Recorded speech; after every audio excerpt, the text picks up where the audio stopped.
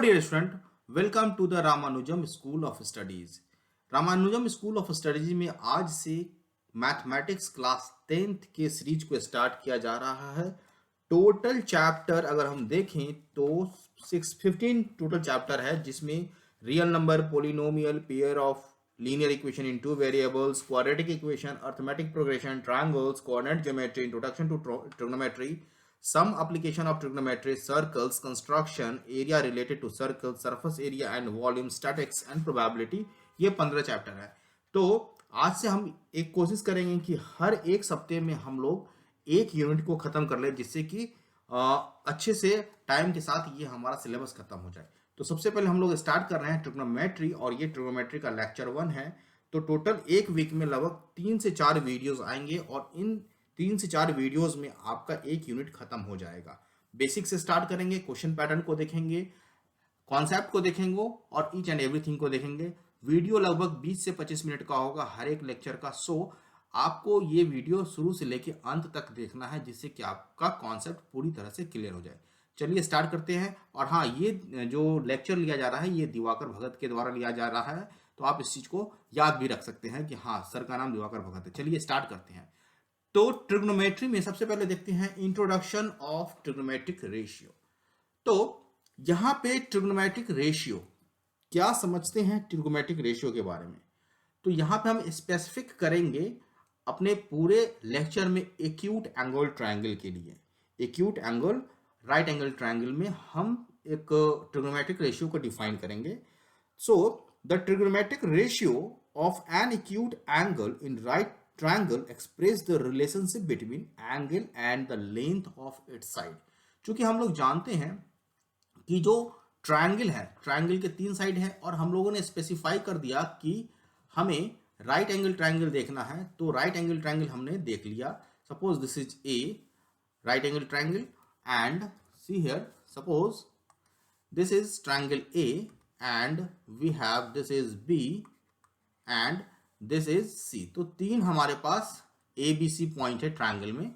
अब इस 3 पॉइंट को मिलाते हैं तो हमारे पास एक ट्रायंगल बन जाता है। यहां पे एंगल 90 डिग्री का है, so angle C is at a 90 degree. अब इंट्रोडक्शन में क्या क्यों इंपॉर्टेंट है, तो यहां पे देखिए कि 3 ट्रायंगल में 3 साइड हो गया और 3 एंगल हो गया। एक एंगल 90 डिग्री का हो गया, एक एंगल ऑफ एलिवेशन जो यहाँ पे दिखा रखा है, और एक एंगल ए के पास जो एंगल होगा यहाँ पिक्चर में, नेक्स्ट स्लाइड में पूरा अच्छे से क्लियर हो जाएगा पिक्चर, तो वहां पे देखेंगे।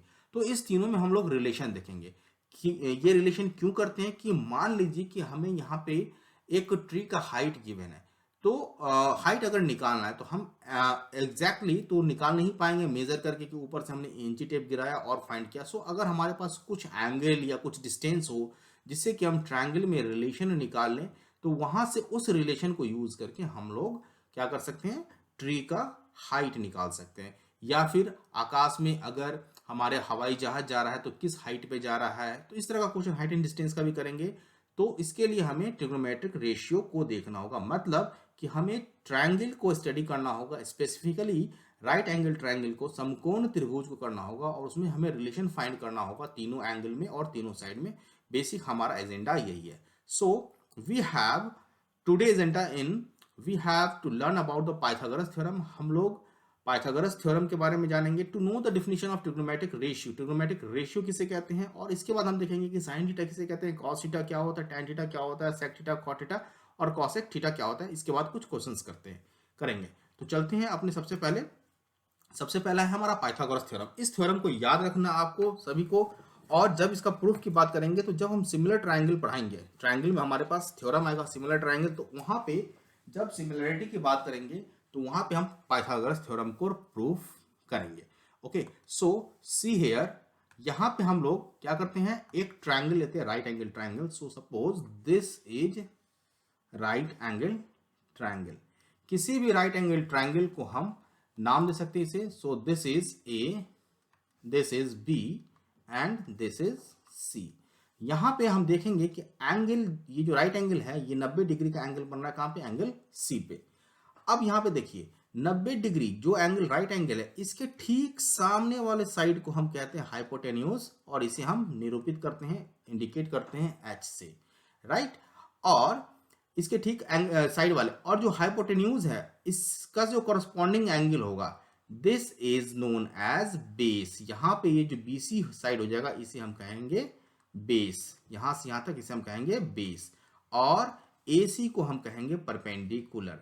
तो राइट एंगल ट्रायंगल में हमारे पास एक रिलेशन होता है, that is H square this is equal to P square plus B square, that is कर्ण का स्क्वायर इज इक्वल टू लंब का स्क्वायर प्लस बेस का स्क्वायर। तो आप इस चीज को यहां पे ध्यान में रखेंगे, इस फॉर्मूला को। अगर हमारे पास h गिवन है, h अगर p और b गिवन है, तो हम लोग h निकाल सकते हैं किस फॉर्मूला से, H square is equal to P square plus B square से। अभी हम देखेंगे एग्जाम्पल में भी, अगर हमारे पास p गिवन है तो हम लोग b निकाल सकते हैं कैसे, अगर कोई भी दो गिवन है तो B square is equal to हम लोग लिख सकते हैं H square minus P square, या फिर हम इस फॉर्मूला को हम लोग लिख सकते हैं P square this is equal to H square minus B square. ये तीनों फॉर्मूला बेसिकली एक ही फॉर्मूला है, तो आपको इसको ध्यान में रखना होगा। जैसे एग्जांपल मान लेते हैं कि कोई ट्रायंगल है हमारे पास, एक ट्रायंगल हम लोग ड्रॉ कर लेते हैं। So suppose this is a right angle triangle, और यहां पे हम देखते हैं कि अगर परपेंडिकुलर हमारे पास 3 है, ठीक है, और हाइपोटेनस 5 है ए बी और सी में, तो आपको क्या निकालना है, BC का लेंथ क्या होगा, that is BC is base क्या होगा।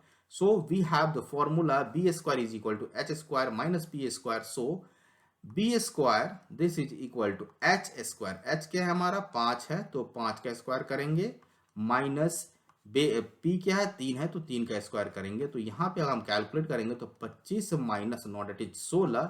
सो B square is equal to 16, तो यहाँ से हम लोग लिख सकते हैं कि बी इज इक्वल टू 4। तो कोई भी अगर दो चीज दिया रहेगा राइट एंगल ट्रायंगल में तो हम तीसरा निकाल सकते हैं। तो ये हमारा पाइथागोरस थ्योरम है। अब आते हैं साइन थीटा कॉस थीटा का डेफिनेशन में, definition of different right angle different trigonometric ratio. So we have here to draw a triangle, right angle triangle, suppose this is A, this is B and this is C, ये right angle triangle है।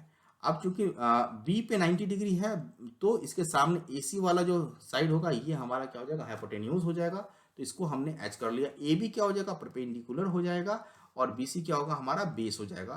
सो this is base. Now ये angle अगर हम ले लेते हैं theta, ठीक है, तो जो एंगल हम लेंगे, ध्यान देंगे यहाँ पे, जो एंगल हम जिस एंगल के बारे में बात करेंगे उस एंगल के सामने वाला साइड हमारा परपेंडिकुलर होगा, 90 डिग्री के सामने वाला साइड हमारा हाइपोटेन्यूज होगा, ठीक है। अगर हम एंगल ए को लेंगे, अगर सेम इसी तरह से हम बात करेंगे कि अगर ये हमारा ट्रायंगल है ए बी और सी, तो ये तो फिक्स है कि बी के सामने वाला जो भी साइड होगा वो हमारा हाइपोटेन्यूज होगा, विकर्ण होगा। अगर एंगल ये वाला लेंगे तो इस एंगल के सामने वाला साइड हमारा BC हो जाएगा। सो ये हमारा परपेंडिकुलर हो जाएगा, और नेक्स्ट जो है ये हमारा बेस हो जाएगा। तो इस चीज को ध्यान में रखना है कि परपेंडिकुलर कौन सा होगा। So sine theta is define as, चूंकि ये रेशियो है, ध्यान में देखिए कि रेशियो का कोई भी यूनिट नहीं होता है। कैसे नहीं होता, नो यूनिट। सो जैसे मैं बोलूं कि 3 मीटर डिवाइड बाई 4 मीटर, ये रेशियो है, तो जो मीटर और मीटर है ये कैंसिल हो जाएगा, तो ये हमारा 3/4 हो जाएगा। सो जो साइन थीटा है कॉस थीटा जो भी ट्रिग्नोमेट्रिक रेशियो है उसका कोई यूनिट नहीं होता है। तो यहाँ पे डेफिनेशन देखेंगे कि साइन थीटा को डिफाइन किया गया है किसी भी राइट एंगल ट्रायंगल में कि ये एक रेशियो है, और रेशियो क्या है, वो रेशियो है perpendicular length divide by hypotenuse. मतलब हिंदी में अगर हम इसको लिखना चाहें, सो दिस इज लंब ओके बट्टा विकर्ण। सो दिस इज लंब बट्टा विकर्ण, हिंदी वाले स्टूडेंट के लिए और समझाने के लिए मैं लिख देता हूं, वैसे लंब बट्टा विकर्ण, एच को विकर्ण कहते हैं और बेस को आधार कहते हैं। So this is the sine theta. Next है हमारे पास कॉस थीटा।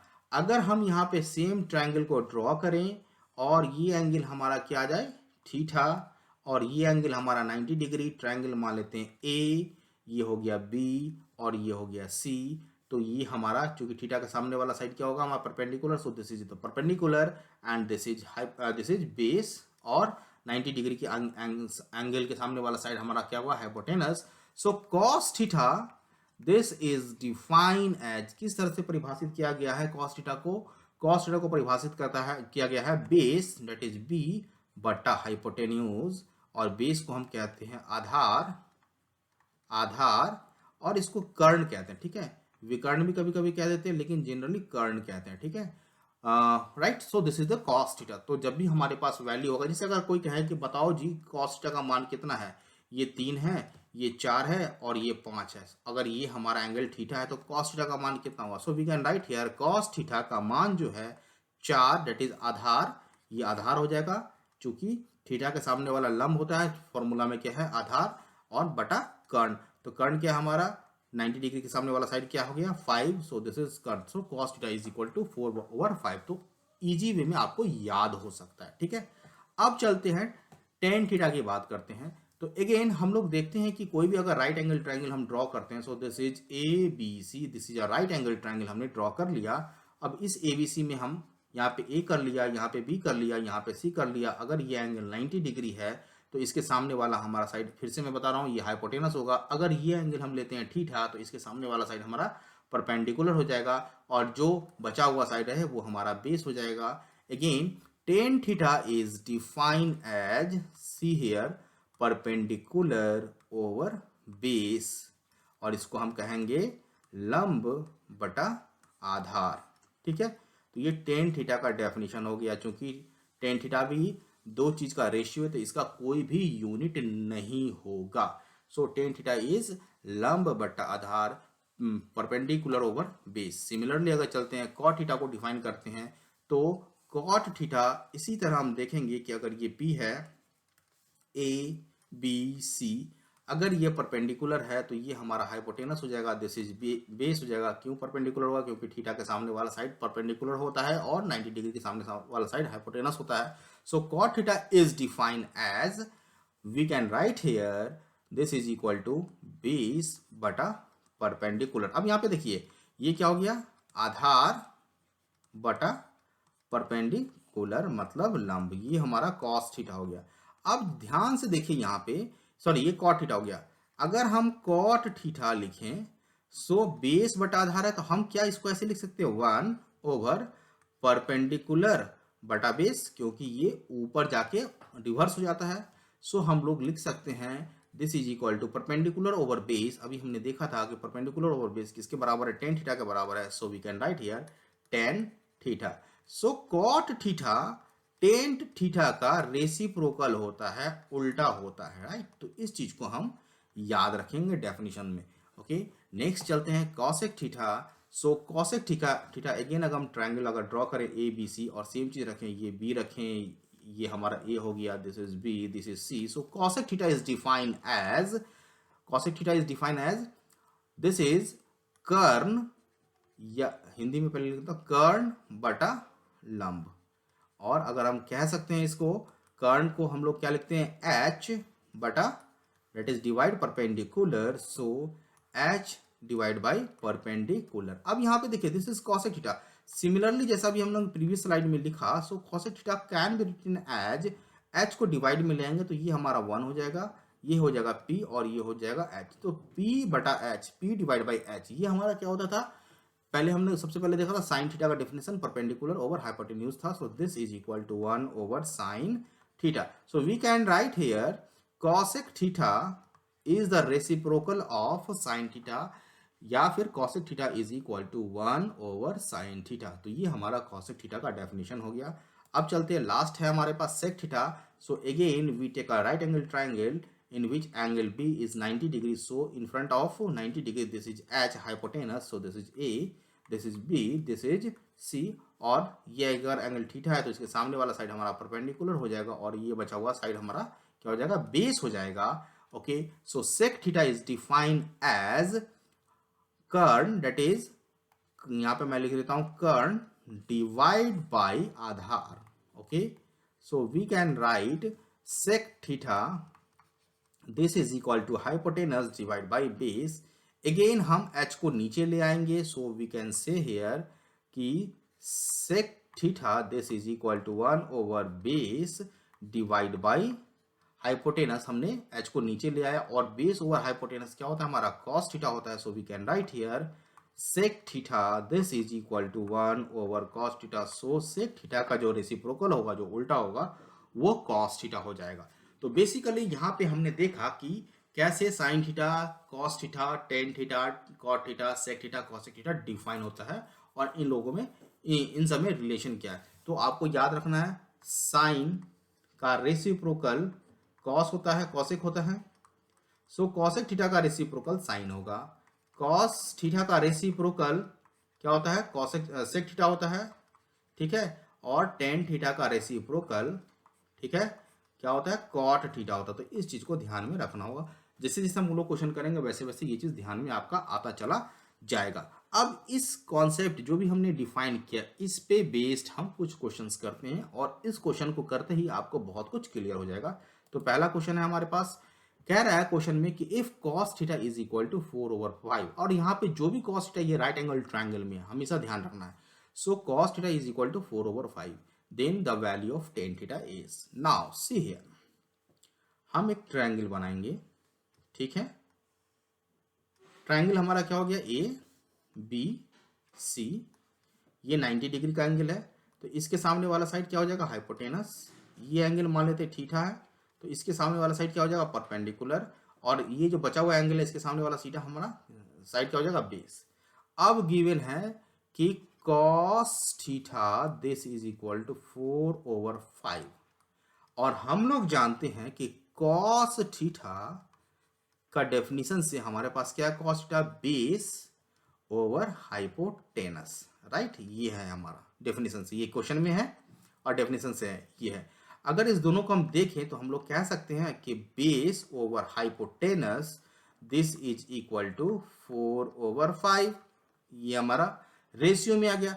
जब भी हम रेशियो लिखते हैं तो कैसे लिखेंगे, बेस को हम लोग लिखेंगे 4 × k, जहां पे k कांस्टेंट है। जैसे रेशियो है, अगर ये हम 8/10 करें, अगर k का मान 2 लें, 8/10 यहाँ पे लिख रहा हूँ 8/10, तो चूंकि k का मान 2 लिए फिर ये कट के क्या आ जाएगा, 4/5 ही आ जाएगा। तो इसलिए जब भी हम रेशियो में लिखते हैं तो एक रेशियो के मल्टीप्लीकेशन से मल्टीप्लाई करते हैं। सो दिस इज b बराबर 4 किया गया, और h बराबर हम लोग क्या कर सकते हैं, 5k कर सकते हैं। सो दिस इज 5k, ठीक है। हमें टेन थीटा का मान निकालना है। सो टेन थीटा को निकालने के लिए हमारे पास परिभाषा में है tan theta is equal to perpendicular over base.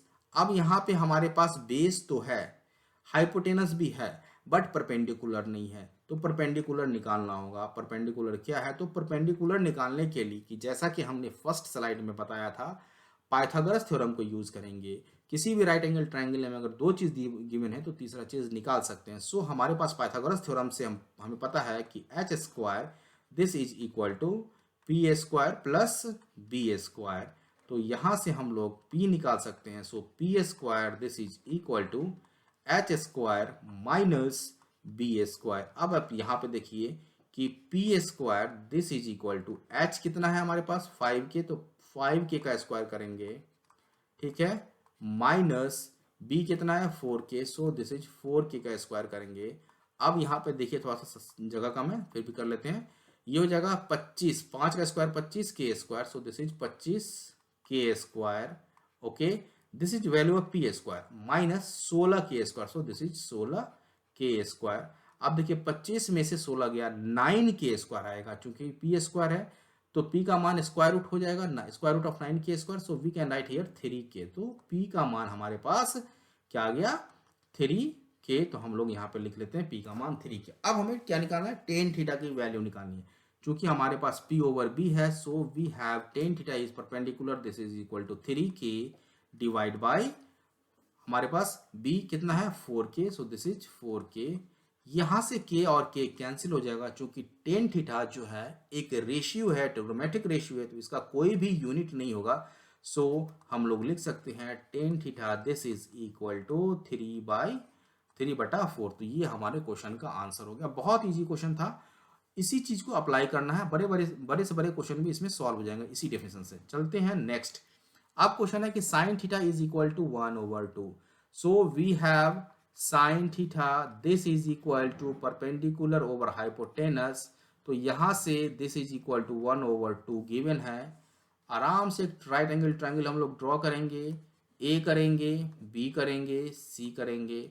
ये 90 डिग्री है, इसे मान लेते हैं कि एंगल थीटा है, तो ये हमारा हाइपोटेनस हो जाएगा, ये परपेंडिकुलर हो जाएगा और ये हमारा बेस हो जाएगा। ओके, नाउ यहां से देखिए P बराबर 1k, 1 इंटू के कर लेते जैसा कि हमने पहले किया था, और H बराबर 2k हो जाएगा। तो हमारे पास बी स्क्वायर, जो कि हम पाइथागोरस थ्योरम में फॉर्मूला है हमारे पास, H square is equal to P square plus B square. तो बी स्क्वायर से हम निकाल देंगे H square minus P square. H square कितना है 2, 2 का square 4k square. Okay, so this is 4k square minus p is 1k, so this is k square. 4k square में से k स्क्वायर जाएगा, so this is 3k square.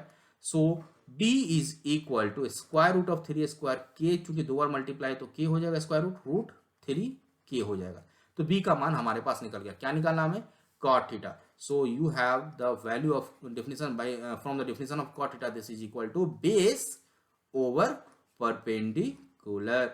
अब base कितना है आपका? √3k, so √3k is the base and perpendicular कितना है? 1k, so we can write here k से k कट जाएगा, सो cot थीटा का मान कितना आ जाएगा? √3। तो ये हमारे क्वेश्चन का आंसर हो गया। बहुत इजी था, आप देख सकते हैं इसे।